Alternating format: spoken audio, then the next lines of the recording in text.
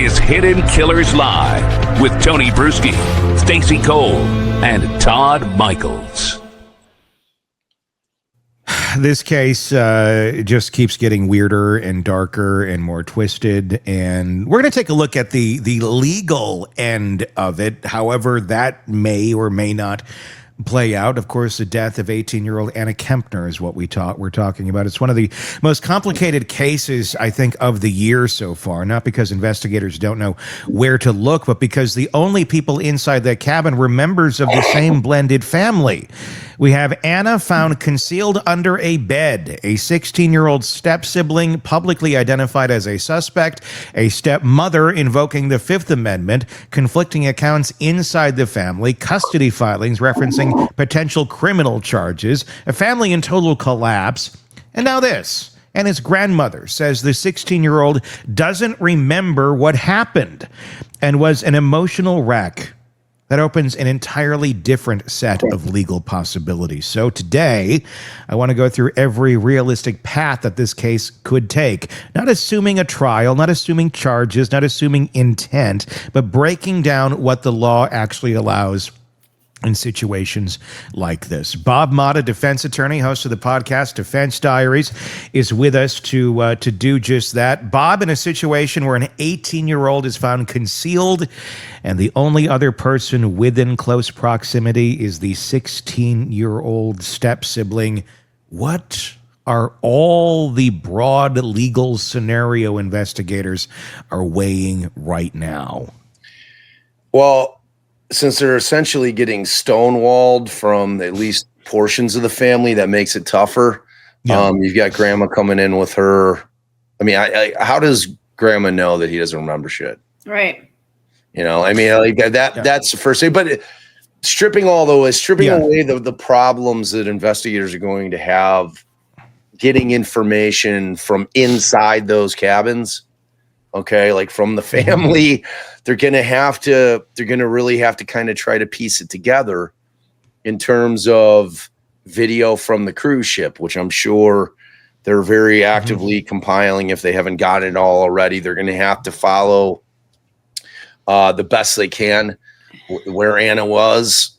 You know, they're going to have to build that timeline out, because here's like the legal scenarios. It was either an accident and then panic.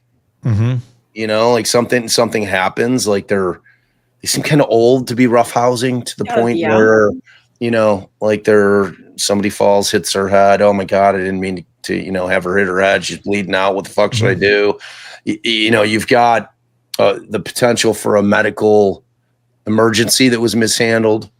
You've got, again, just like maybe a fight that broke out between the two of them, whatever the hell's going on in that family. And again, something happens where the intent to kill wasn't there, you know, that it was a physical altercation, but, you know, the end goal wasn't to kill somebody. You've got impairment, you know, drugs, alcohol.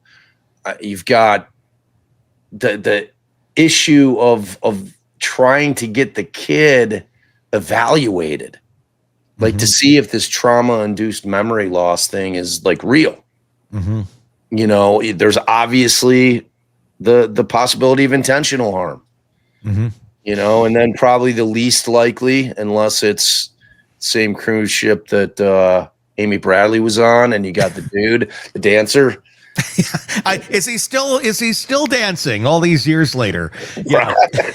or it's encore time. You know, third party involvement, but that seems the most unlikely considering the concealment of her body. You know? Bob, can I throw something in here? Before we get rolling on Anna and the stepbrother here, does the cruise line itself have any legal exposure here in this? Because did they have policies talking about who could be rooming in a specific cabin? These are two unrelated. Well, they're related, but they're unrelated biologically teens sharing a cabin. I would think there would be some rules against that. Maybe. No. Maybe. I mean, I don't know. Because what did they get two cabins? There was multiple cabins, and Right. it looks like it was, when you're traveling with children and it's a blended family, it's not a crazy scenario that, okay, the teens are staying in this room together. Now, was it a bad decision to put the 18-year-old with the 16-year-old boy if there had been awareness of allegations that he was making her feel uncomfortable in some way, shape, or form, if there had been any sort of history or pattern of behavior, which according to the boyfriend of now 18-year-old deceased Anna Kepner, there was. The boyfriend has said publicly that he had tried to warn the family that he was on a video chat with her one night, and that the boyfriend had come in and basically tried to mount her in fewer terms, and that you mean was horrified of this man. The stepbrother, not the boyfriend. No, the boyfriend, yes, that the stepbrother, the 16-year-old, had done this. That's the allegation. That's the claim that's been made by the boyfriend about the stepbrother, that this warning had been communicated some time ago, and that it was kind of brushed off as, whatever, blah, blah, blah, blah, blah. To the family, though, right? That's the allegation. Now, we can't confirm that, but that's what he has said publicly. So I would think that if there's any liability here, it's certainly, look, if someone dies on your property, you're liable. Doesn't fucking matter how it happened. Sure. There is some liability there. Is there any liability for parents putting teenagers in a blended family in a cruise? No. None whatsoever. That's fucking normal. But is there liability, towards the parents? I mean, but then who's suing? Who's getting who in trouble for something like that? What could be happening there? You can have another parent that may be looking at this from the outside. Although in this scenario, I don't know that you're necessarily going to have that, considering mom has pretty much all but written herself out of her daughter's life. It doesn't really seem like it's a scenario where someone's going to be coming back after dad or whoever made the rooming lodging choices in this sort of scenario. Yeah, I mean, in terms of the cruise line itself, there's no criminal liability. No, they didn't commit a crime. So the only thing that you're thinking about in this scenario is civil liability if they're exposed civilly. I mean, if they violated, and it sounds like Tony may have looked up to see if there was any kind of, because these weren't like, a 7 and an 8-year-old. These were older teens. Like Tony said, that's super commonplace. I don't know if the cabins were connected, by an interior door. But that is not uncommon. I mean, we stick our kids in the same, that we have the adult room when we get 2 rooms in a hotel, and we put our kids, in their own room, usually connected so that we can, hang out with each other at will. But in that situation, unless there's a violated policy, or if, say, for instance, Anna didn't feel comfortable talking to anybody in her family about being stuck in the room with her stepbrother, but went to somebody on the ship and said, like, my parents stuck me in this room with this kid and he fucking scares the shit out of me. So if the boat, anybody on the boat was put on notice and they ignored it, potentially, then you're talking about there's some potential issues for liability that could bear some fruit. I mean, the other thing is that the family, or say, for instance, they caught something on video, that somebody noticed, or somebody saw something out when they were milling about in one of the, 20 dance clubs on the boat, or somewhere that there's, the public is out there in the activities, and and somebody noticed something off and said something to the ship, and they're like, well, sure, I saw something, and it may be nothing, it might be something, but so if they find out if there's notice, to which you're really not going to know through civil litigation until you get the discovery, but you're going to find out through the criminal investigation. So that like if somebody is charged and shit starts coming out that Anna had gone to somebody and said something to somebody and the boat was on notice, then, then at that point, the cruise lines are going to try to settle this shit quickly under the table. But at the end of the day, though, if Anna had, which again, it seems unlikely, but if she did go to with somebody on the boat, one staff member on the cruise ship, and said, "Hey, my stepbrother makes me feel uncomfortable and I'm stuck in this room with him," the cruise line isn't necessarily responsible for getting you another cabin. That's a family matter. That is an issue that I would imagine the cruise line would be like, well, you got to kind of go deal with your family on this. You have a cruise, and this is a room. Maybe should the cruise line contact the adults? That should probably be appropriate, without a doubt. But it's not also an automatic, hey, here's a free room. Sure. Like none of that's going to take place. And what is the family going to do? Stop doing this shit to each other and get along. Right. That's probably the extent of it. If in fact that ever would have happened. The only other area I can think of potential liability for the cruise, if it were to go anywhere criminal, and this is pure speculation, in no way am I saying that this took place or not, is if that 16-year-old had any substances in his body that were given to him by the cruise ship, meaning alcohol. Or anything else for that matter. But if he was somehow sneaking alcohol, getting alcohol illegally, they are pretty tight on that on cruise ships these days. It's not as easy as it once was when, in like the 80s or the 90s, everything is, you got to have a card. It's not to say that an adult couldn't sneak it for you and do that. The cruise ship would probably hold some sort of liability even there too. Or port of calls too. Mm-hmm. No, where did they stop? Like I'm not familiar with. I don't have that in front of me. I do not know the answer. Because you've always got that situation where they got off. Yep. They got some bad blow somewhere. Like if it was in the Western Caribbean, and they got off somewhere, got a bad bag of fentanyl laced cocaine. They're doing like you it do with together. your family. Right.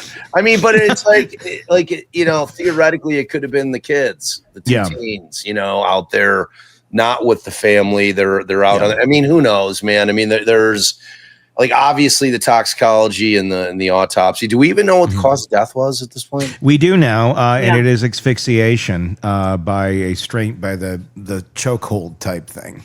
Wow. We do know that is what took place. To me, when you look at this in terms of who caused the death, obviously she didn't do this to herself. Right. If you're strictly looking at the cameras, and I'm sure there are cameras. I hope to God there are. I've been surprised in many other cases where it's like, what do you mean there's no cameras? If there's cameras facing down that hallway, which I can't imagine there isn't, they're going to see who came and went from that door. There's also the key cards that are going to tell you who came and went from that room. Right. That's going to narrow this down pretty quick as far as who possibly was in this room and who did this. I don't know that it's going to be a huge question. Exactly. You guys, I thought I'd read that it was they only saw that it was those two people going in and out of that room. I thought I read that on People magazine. That pretty much narrows it down because doesn't it? There's not a lot of other options unless the rooms are connected and someone came in from a side or someone scaled the outside of the ship balcony, which I do a lot on cruise ships. That's fun. I do it after I get my shitty bag of fentanyl laced cocaine. I'm always on the side of the cruise ship, just scaling it. It's like Adventures in Babysitting, but on a carnival. Exactly. But the thing that's the thing. It's going to be pretty clear cut, I think, who's involved in this. It's going to be more the question of, was this premeditated? Was this intentional? Was this a horrible accident? And then what occurred after? Because obviously there was an intent to conceal in this point. This wasn't a, holy shit, we were horsing around, I was being an asshole or whatever, and I took it too far, and now she's not breathing. That would be a horrible accident that could be dealt with immediately, probably not even murder charges. The fact that there was concealment, how much does that change the dynamics of this? Had someone just said, "Oh my God, we need help. This went horribly wrong," versus "Let's go take a nap and shove her under here with some life vests." Yeah, I mean, it's a huge factor, right? I mean, like obviously the easiest charge is going to be the concealment. Yeah. In terms of them trying to figure out what exactly they're going to charge anybody with is far more difficult in terms of the cause of her death, you know, because I mean, there's obviously involuntary manslaughter, which to me, considering that the kid's 16, assuming that he would be the one that was charged, that's the most likely, you know, that it was reckless conduct without intent. You know, obviously there's manslaughter, you know, heat of passion type thing. Like some, you know, they're in the middle of it. They get into some screaming match and he just does some shit like not even thinking, you know, there's, you know, clearly negligent homicide, which is essentially criminal negligence. You know, the concealment of the corpse to me is probably, you know, what they're going to start with in order to try to get some answers. You know, I mean, like they're dying to get these, you know, these people into a room, I'm sure. And as we know, mom has pulled a buzzard and is clammed up. So you're not hearing anything from her. You know, there's tampering with evidence. You know, there's obviously, you know, murder with intent, second degree murder. That's a higher bar, you know, and I don't think you're ever going to see a first degree premeditated on this thing. I think whatever happened here is something that just kind of popped up in the spur of the moment, you know. How difficult does this make it for investigators and the state when they're trying to look at this, if this is, you know, in fact, a murder, second degree or whatever it may be, when you traditionally, you know, your victims, your survivors of this, the ones who would be rooting for let's figure this out, let's get justice for our loved one who has died here, are part of the same family, are part of the same team, and there may be, as horrible as it sounds, and I'm this is just my opinion, but you know, there are situations where they may not want harsh penalties for a member of their own family, especially if they are looking at it from a familial prism of, well, you know, he was horsing around and it got out of hand. Did he make a bad choice? Yes, but he's only 16. If it were a completely other family and this is happening and you find out your daughter's killed by some, you know, family member of another family that she went on this cruise with, and they're over here screaming, find justice. They're over here shutting up. We don't want to talk. We don't, you know, I'm going to plead the fifth. That's got to make it a little more difficult. And does it, how does that affect charging? Does it affect charging at all when the folks that you're trying to seek justice for, including the dead woman, may not necessarily be, you know, shouting for justice? I mean, that's not going to matter. Like we don't get to decide as citizens, like, oh, well, you know, yeah, some shit went down in our house, but we're good. You know, we don't want you to handle it because, you know, I mean, it was a family thing. That's, you know, if a crime was committed, a crime will be charged. You know, to me, kind of the bigger issue is going to be always trying to prove intent if, in fact, this kid's memory loss is legitimate. You know, I mean, and again, we're getting into that whole realm of mental illness, you know, or is this thing like, was this kid suffering from some mental illness that was undiagnosed, or was it diagnosed previously? Was it a situation where he literally has like dissociative amnesia? You know, I mean, there is a lot of documentation out there that that's a thing. You know, like it, not necessarily in the moment, but after the fact, like where this thing happens and you just can't remember shit. Like you just black out from it, you know, and the brain is doing what the brain does. It's trying to protect you psychologically, so it blocks out memories of traumatic events.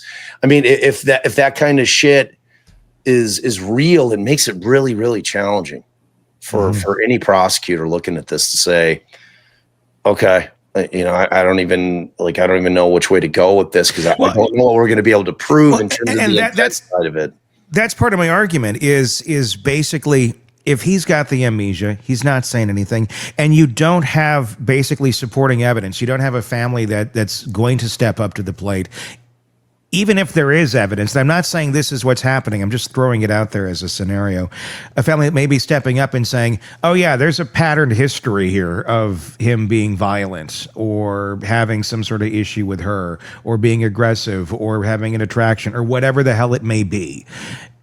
You may not necessarily have that piece coming to the table. And if you don't have those pieces of evidence that are going to support the character and support the possible issue between these two characters in this story, and you just have the one kid saying, I have amnesia and I don't remember exactly what happened. Clearly, the evidence shows there was a strangulation chokehold that went on here that killed her.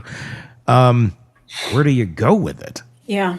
I mean, it's really a tough thing. I mean, yeah. At the end of the day, what I think probably will take place if a prosecuting attorney decides that they're going to take a swing at it, or like, all right, well, we're going to charge them and we're going to let them, them being the defense, try to figure out.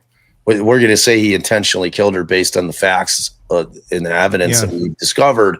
Look, we saw them come back into the cabin together at 10 p.m. and we never see her again. And they're the only two in the room. And she was asphyxiated. So she didn't do it to herself. We know he killed her. This is, and more likely than not, what they typically do, they'll overcharge, and then and they'll let the chips fall where they may. I mean, that just from circumstantially, the kid's got some legal problems. Yeah. I mean, like you said, there's going to be video of them coming back into the room, or if she came in first. Hour later, he comes in stumbling down the hallway, whatever, if he was able to score booze somewhere on the ship or whatever, and then they see him come in and then they see him leave out. Yeah. Like, 25 minutes later, she doesn't follow. They never see her leave the cabin again. So, I mean, they're going to build the timeline. They're going to be able to kind of figure out when this happened. And they're going to obviously be able to say, all right, well, we know what the cause of death is. Yeah. And we're talking, there's so many questions about it, though. Like the thing that we haven't even touched on, this is a cruise ship. I mean, who has jurisdiction? Who has jurisdiction of this thing? Yeah. We are talking with Bob Motta, defense attorney, about the Anna Kepner case. This is the 18-year-old girl who was found underneath a bed on the Carnival Horizon by housekeeping. Later determined that she was killed by asphyxiation, essentially. The suspect at this point right now is a 16-year-old step-sibling who was sharing the room with her, and there's a lot of questions about what exactly happened in that room, what happened prior to this cruise. Was there warning signs that were ignored? Bob, is there any world where the 16-year-old walks away without criminal charges being filed against him? Is there any world where they can look at this, where the family is very adamant and we don't want to press charges? Not like they really have the choice of pressing or not here when someone's dead, but is there any world where they can look at this, or they may process this and go, horrible accident, over, stimulated, over testosterone, asshole 16-year-old that was horsing around, did this chokehold, and it was a total fucking accident, but freaked out and then hid the body. Is there any way that there's no charges against this kid? I don't think so. No. I really don't. In terms of the fact that they know how she died, and it appears to be at the hands of another, and it appears to be that the only potential suspect is the stepbrother. I don't see how he's going to avoid charges. Being that he is a minor, it's treated differently though. I mean, it's the question then becomes: are they going to try him as an adult, or are they going to try him as a minor? You know, if you were to ask my wife, she's always adamant that the kids whose brains are not fully formed, which a 16-year-old's brain is not fully formed, you know, that they should never be charged as an adult, you know, but they do it. We see it all the time. They charge kids in some of these cases that are just brutal as adults. You know, so that'll be the first question that they're going to have to try to wrangle with, whether or not they charge him as a minor or as an adult, and then kind of move from there. But I cannot see any set of circumstances based on the fact that they know that she was choked out. Yeah. You know, that he's not going to get charged.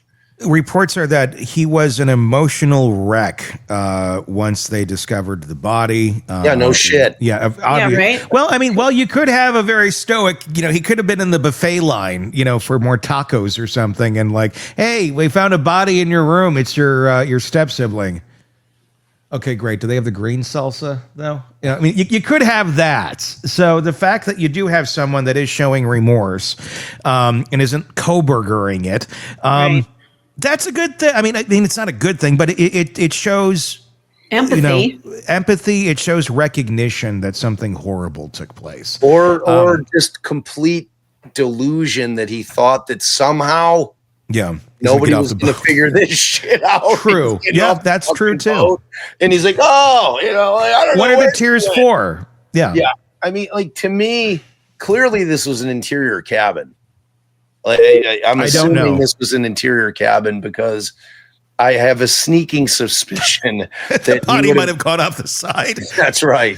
You know, like, I think that's probably what, you know, so I'm assuming it's interior cabin. They didn't have the sliding door and the little balcony to toss her over. But yeah, I don't know, man. I think that the kids, I mean, that's going to be the interesting part to see where this thing goes from the psychological evaluation of the kid side of it, you know, just to figure out what the hell was going on with them. You know, I've been on cruises in the past, and Tony, I know you've gone on them, and they're lovely vacations, but there's just this slight danger lurking. Like, if you want to get rid of somebody, just shove them overboard. I mean, right. It's hard to disprove it. Yeah. You know, like, oh, I don't know. She was leaning over and fucking just fell over. The deck was wet, you know? Yeah. Right. I mean, yeah, there is that lurking sense of doom on cruise ships sometimes. They're you know, and they're dizzying, you know, especially the big ones. They're just like a huge maze of hallways, and it's, I don't know. There's so much unknown about them. I mean, from the weather to what kind of a group of people end up on the ship at the same time. There's so many variables that it just, to me, seems like the perfect playground for somebody who wants to do something nefarious. Yeah. But you're on camera everywhere. I mean, yeah, you could do something there are prisons there are not prisons, but there are jail cells on cruise ships. It's not the Love Boat anymore, folks. No, it's not. But let's talk about that a little bit. The fact that this did all take place at sea. How does that play into the legality of all of this, into jurisdiction, into how this goes forward, if at all? It's a fascinating question, really. So, kind of preparing for this, because I don't do maritime law, but in terms of the jurisdiction, what I was able to kind of dig up is that most cruise ships are flagged. So they have a flag or a registration in whatever country is kind of their, you know, they elect to have as their home base, like whether it's the Bahamas or Panama or whatever. And it could be for various reasons, taxes, you know, the places that most are you know, almost none are registered to the U.S. I think there's one cruise ship. There's one, I think, that is registered, and that's like it. Liberia. Everything's like Nassau or other countries for the most part. Exactly. Yeah. So, you know, you're going to have the flagged state or country is going to have the primary jurisdiction under maritime law, you know, but the problem with that is it conflicts with the reality, the practical reality of it. Like who's conducting the investigation at this point? I mean, you know, it's like, and it also depends on where the death occurred. So they're going to have to really try to narrow it down. If it's territorial waters, like say, for instance, if they were in a port of call, you know, and I think the rule is if they're within 12 nautical miles of a coast, that country has jurisdiction. Wherever they may have gone in as a port of call. If it's out international waters, it's going to be the flag state. If they're on the way home and they were getting in closer to U.S. territory, or they were in U.S. territorial waters, U.S. has jurisdiction. So, I mean, it's going to depend a lot on the timeline that they're able to build in terms of who is going to be handling this. It's something like this. No matter what, there's a tragedy. People want to point fingers. People want to blame somebody. People want a boogeyman and everything, where if only this happened, if only this was done better, this couldn't have happened. And because in reality, that's the truth. And I think a lot of folks are starting to look inward here at the family and at the parents and at the decision-making processes. And there's a lot to glean off of the information that we've already gotten about this family, of maybe not the best choices have been made in the past. Again, nothing necessarily to do with the cruise itself, but a pattern of behavior nonetheless. If there is, I mean, let me ask this, is there or could there be any sort of liability criminally for the parents, or who, if they had known that there was a threat to Anna, that there was issues with this boy and her? And here's another one to throw into the mix. She's 18. He's 16. She's technically an adult. But they were put into the same room together. Could there be any sort of issues there for parents if they basically ignored warning signs that there could be some sort of danger to her, not even necessarily death, but if some of the rumors that are flying around turn out to be true, that Anna feared of some sort of issue with the 16-year-old having some sort of an interest in her in some inappropriate way, and the parents still ignored it. It's all scenario, not saying they did. I'm just curious if that can be proven. Could they face their own charges for putting them into a dangerous place? Yeah, I mean, obviously not anything related to the homicide itself. Yeah, I mean? But yeah, I mean, there could be some endangerment type charges if they had knowledge, you know.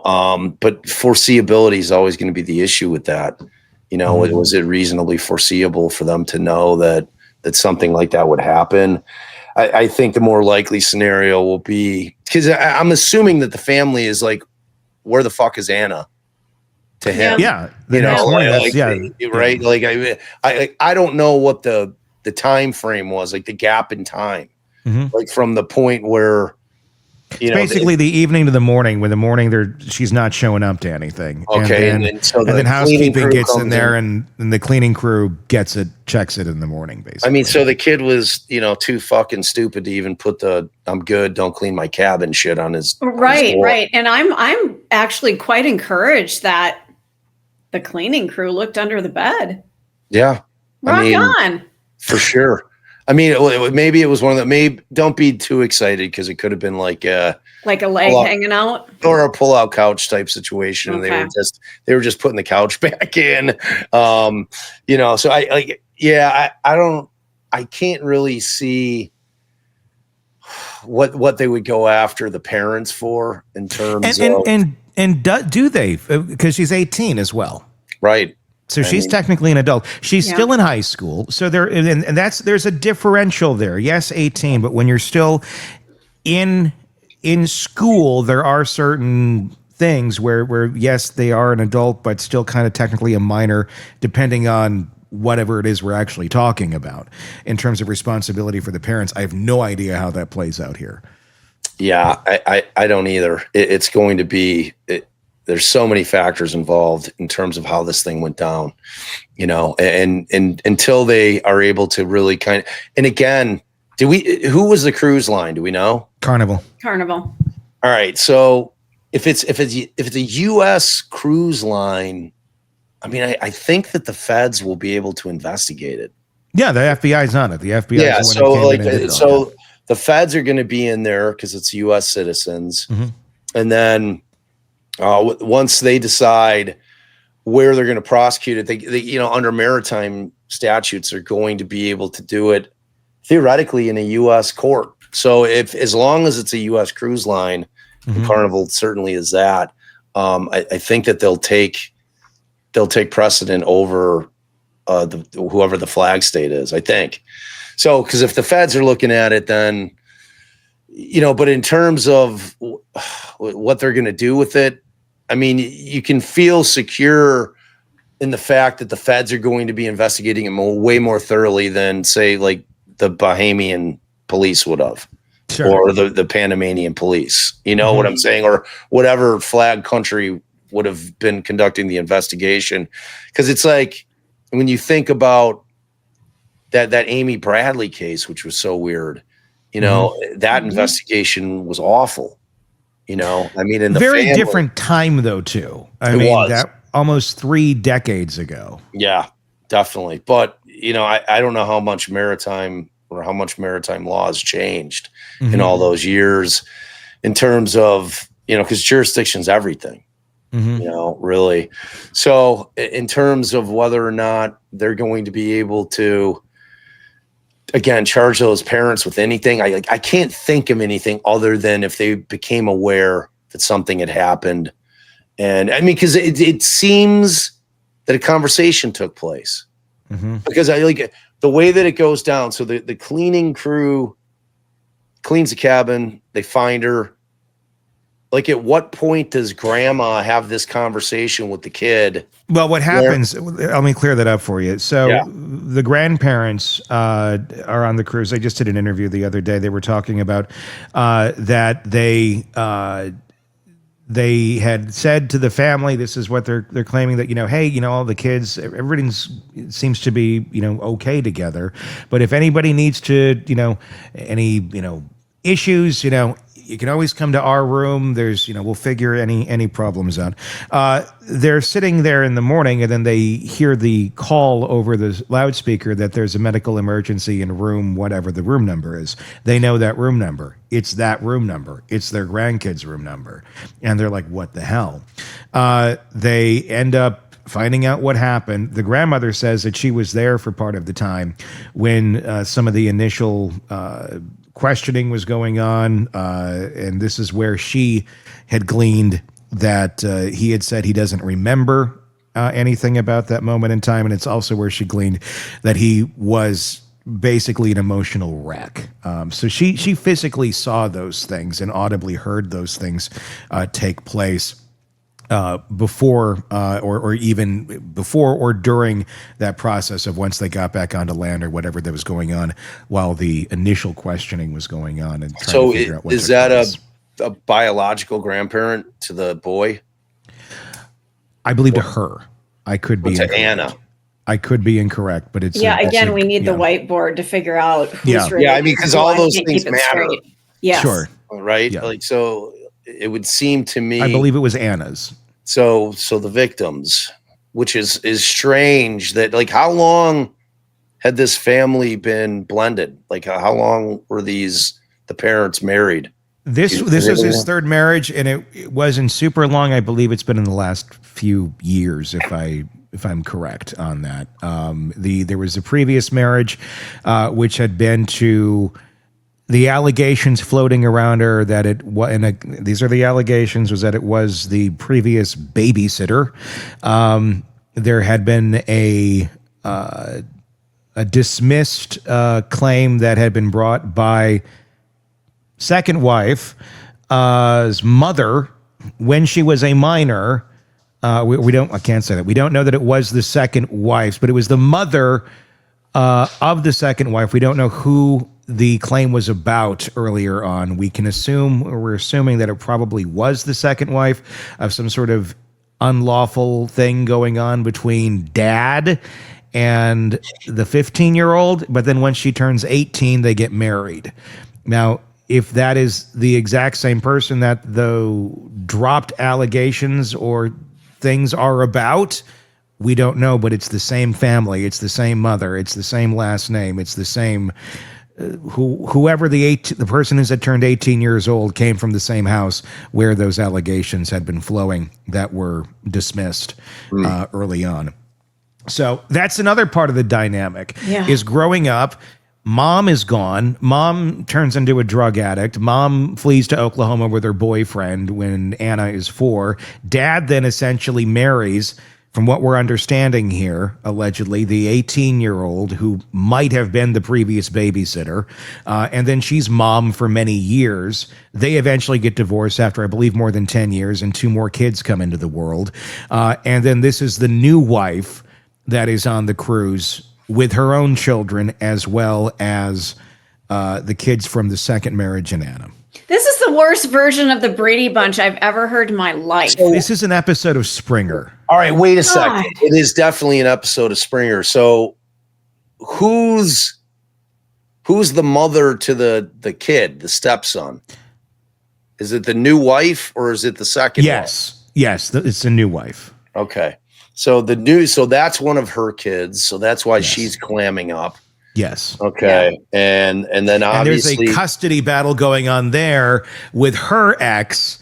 And that's why she's pleading the 5th, because it could affect the custody battle. And the father of those kids is trying to file an emergency injunction to get custody of his daughter, because he's claiming allegedly that it's not a safe or good environment for her to be living in with this family.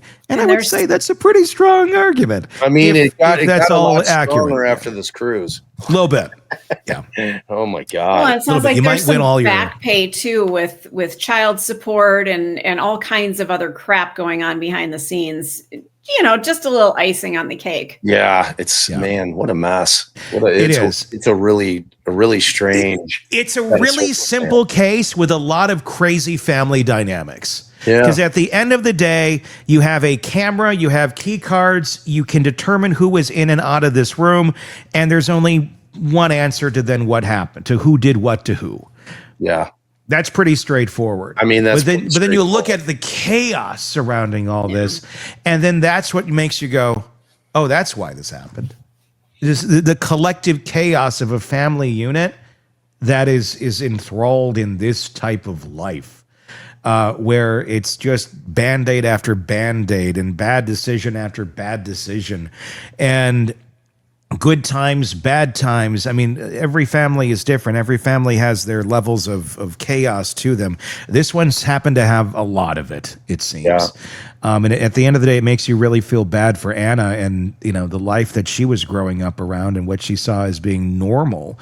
And then it's not, I guess, shocking then when something like this happens out of a family with that level of chaos in it. Yeah. I mean, the blended families are obviously not a rare thing. No. You know, but like from birth to, you know, when she's 4 and her mom's an addict and leaves her, you know, I mean, she's had a rough go of it and, you know, dad marrying multiple times. And that's just an injection of other kids coming into it. And there's no sense of stability. And it's just, yeah, it's sad. It's chaotic even when you're doing it calmly. It's chaotic even when it's like fairly smooth sailing, you know. And that's, I mean, I just got engaged, and I'm, you know, so we're having a blended family, but it's, you know, it's chaos then, but it's controlled chaos, you know, and that's the difference, I think, in a lot of these cases. So overall, it's a heartbreaking case, something that clearly there seems to be a lot of signs it was avoidable. This certainly didn't have to happen. Why did it happen? Is there someone you can truly point the finger at and blame for putting these people in these situations? I don't know if you can go that far. Clearly, someone is to blame for wrapping their arm around this young girl and killing her. But beyond that, I don't know. I don't know how much you can blame the chaos. I don't know either. And, you know, if you just remove the ship from the equation and it had happened at the house, you know, I think nobody would be hearing about this. Right. I mean, it would be just like, it was that factor. Cause I mean, it could have been a thing where he's simply, they're wrestling, or maybe he was getting weird sexually with her and she's like, get the fuck off me. And then throws her in a chokehold and he doesn't realize he's killing her. And then, that's where it ends. I remember plenty of dumbass 16-year-olds, that would do that sort of shit, the chokehold stuff. And, and people would be like nearly dying. And then they're, oh, okay, well, let go. And then it was just like, oh, they're just 16. They have so much testosterone. And it's just kind of like brushed off, like boys will be boys. Yeah, and it's like killers will be killers someday too. Lenny from Of Mice and Thank Men. you. I was thinking Lenny. Oh my God. I don't know my own strength. I mean, how big is this guy? That's my question. Yeah. Is he so big that he doesn't understand his strength? I remember being at a live broadcast in radio, and we had a listener who was challenged, and he was a very large boy, and he would come up and give you a bear hug, and he cracked one of my ribs once. He didn't know. Yeah. He had no idea. And I'm like, I am in so much pain. Well, finally went and got an x-ray, and I had a cracked rib. Yeah. From his bear hug. He just thought he was just, I love listening to you in the morning, and came up from behind, gave a hug. Didn't know. Yeah, it's shocking. What some folks are completely unaware of. I just watched the video of Anna's mother, which is another video that you can watch here on the channel. And the chaos in that, again, she wasn't on the cruise. She had nothing to do really with the daughter much. But you just watch it and go, God, everywhere young Anna Kepner looked, there was not any light shining from the places that it should have been. Yeah. And that's a real sad. But it sounds really, and the real tragic part is it sounds like she did have quite a light. She knew what she wanted to do. She wanted to go into the military. She was planning for this. She was planning for that. She had, it seemed, she might have been the bright star that was going to break out of the dark family. Yeah. And had some good direction despite all of the limitations that had been dealt to her, but then was taken out by a very poor decision, or possibly even worse. Yeah. And that's the scary part. Sad. Bob Motta, defense attorney, host of the podcast Defense Diaries. And if you are out there right now, I was posting about this on Saturday night after I had Thanksgiving with my new future in-laws. Hey. I was sitting down having a beverage or two at the bar, and I was going through stuff. I'm like, oh, you got some new episodes there of Buried. So please do go check out Buried if you're going on a road trip over the next handful of days. How many episodes? Like 17? Is that where you're at? I think 18 dropped early this morning. So okay. There's a lot out there. Binge away. Yes. Buried. Binge away. It's great. Yeah. It's great. It is available right now. The John Wayne Gacy. Buried, quote, inside the John Wayne Gacy investigation. Inside the John Wayne Gacy investigation. Buried. Yes. Inside the John Wayne. I always miss the word inside. Inside the John Wayne Gacy investigation. Of course, also Defense Diaries, your other podcast. So do check that out. All right. Until next time, for Todd, for Stacy, for Bob, I'm Tony Bruschi. We'll talk again real soon. Want more on this case and others? Then press subscribe now and don't miss a moment of true crime coverage from Tony Bruschi and the Hidden Killers podcast.